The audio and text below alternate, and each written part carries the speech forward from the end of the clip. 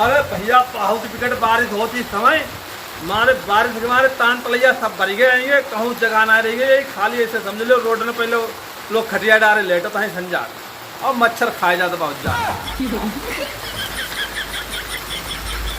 सही बताओ तुम्हें बारिश में तो उधर रिकॉर्ड तोड़ दो।